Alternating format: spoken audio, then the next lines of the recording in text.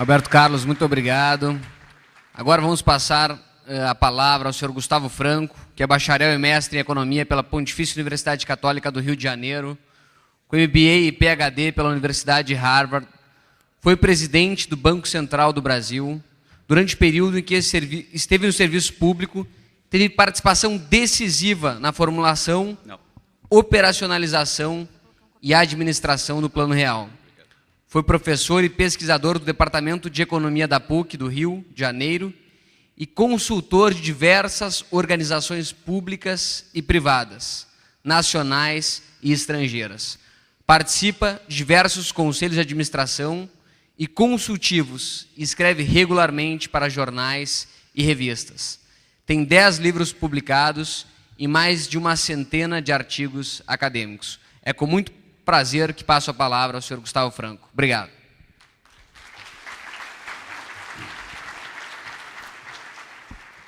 Muito obrigado.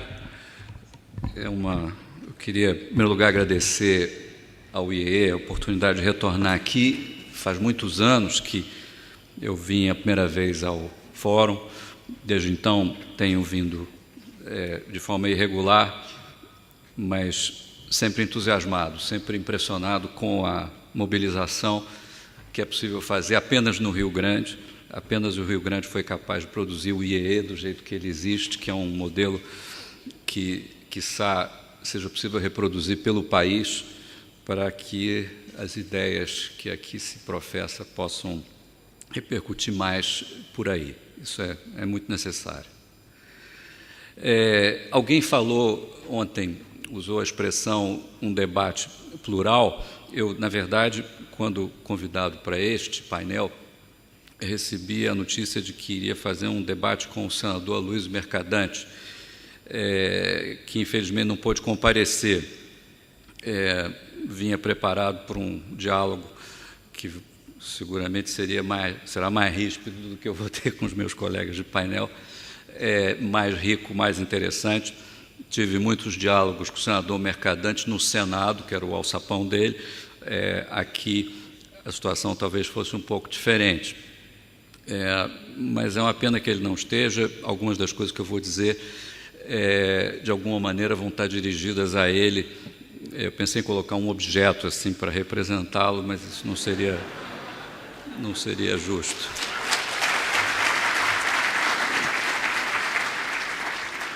Muito bem.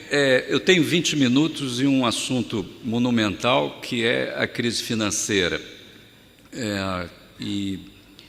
Portanto, vou ter que ser um pouco telegráfico em tratar os pontos principais, sem perda de substância. Acho que a grande pergunta é o que há de novo. Afinal, os ciclos econômicos nós conhecemos bem. O capitalismo tem ciclos desde quando começou. Eles são próprios da inovação. O mundo financeiro é um locus privilegiado de inovação. Nada mais natural do que aí se gerem ciclos e instabilidade. A gente vive com isso há muitos anos. Mas acho que mais importante que isso é lembrar o seguinte: é lembrar do que essa crise ela não é o fim do capitalismo, ela não é a ponte para um novo mundo, um novo socialismo, bolivarismo, sei lá o que seja. Nós não temos mais essas utopias ou ilusões ou sonhos que dão conforto, às vezes ilusório, mas não deixa de ser conforto, talvez melhor que houvesse. O fato é que o mundo é esse que nós temos, e essa é uma lembrança importante num momento como esse, porque o fato de que essas coisas acontecem não significa que, diante de crises, não há nada a fazer. A postura liberal, a postura do bom senso, não é uma postura de esperar que a crise se resolva sozinha.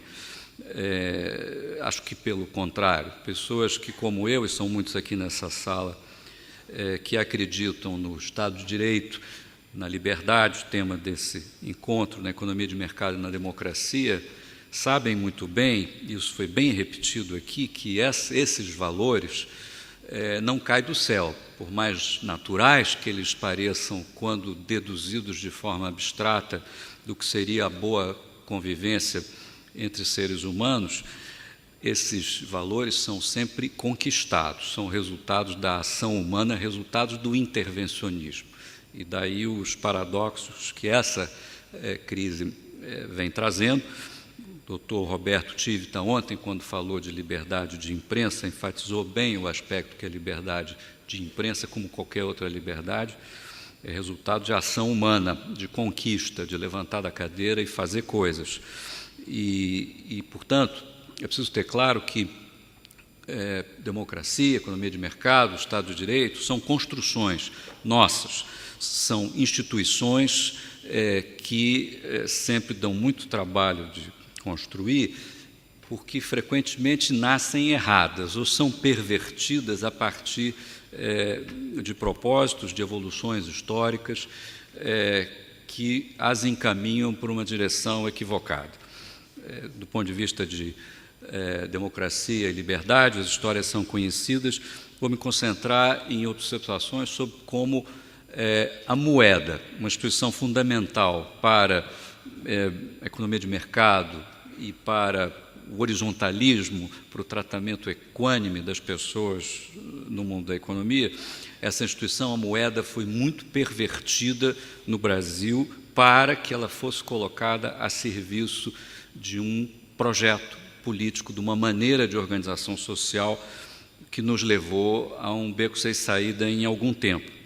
E tudo isso começa, vale 2 minutos de digressão, começa em 1933 com um processo que ocorreu em tantos outros países, onde a moeda deixou de ser uma criação da natureza, perdeu o seu vínculo com os metais preciosos e se tornou apenas um pedaço de papel assinado por uma autoridade e cuja aceitação é obrigatória na forma da lei. Todos temos que aceitar esses pedacinhos de papel.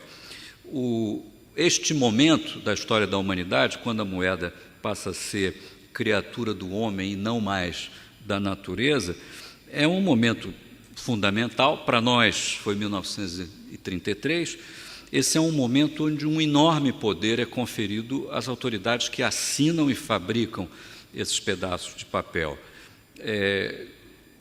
Em boa parte do mundo, na maior parte do mundo, mesmo na América Latina, quando se fez essa transição dos metais preciosos para o papel, uma instituição foi fortalecida ou estabelecida ou inventada para criar uma espécie de contrapeso à possibilidade que os Estados nacionais passaram a ter de abusar desse poder em detrimento do cidadão, abusar da capacidade de pintar papel, prejudicando o cidadão comum.